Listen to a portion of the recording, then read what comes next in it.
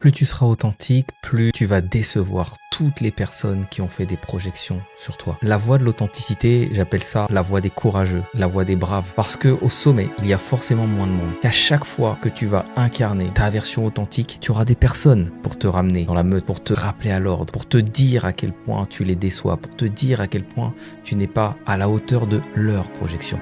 Mais leurs projections, ce sont leurs projections. Et si aujourd'hui tu veux vivre quelque chose qui t'épanouisse toi, si tu veux avoir des relations authentiques, tu ne peux pas porter ce masque constamment. Parce que porter ce masque, ça joue sur ton énergie. Dis-toi qu'à chaque fois, chaque jour, chaque minute que tu soutiens ce château de cartes, ce décor de carton-pâte, c'est ton énergie que tu gaspilles au lieu de l'investir. Tu essayes de tenir en force et ça te coûte. Baisse d'énergie, pensée noire, dépression. Et après, tu vas te demander d'où ça vient. Alors oui, l'authenticité, c'est ce qui te reconnecte à ce que tu as de plus puissant, à ce que tu as de plus vivant. Et à l'heure actuelle, le vivant fait peut-être un peu peur. Alors choisis vraiment ton chemin. Est-ce que tu es vraiment encore en dépendance du regard, de l'amour et de la validation des autres? Ou alors est-ce que tu es prête à faire valser toutes ces projections et à incarner pleinement qui tu es? Sache que sur la voie de l'authenticité, il n'y a aucun compromis.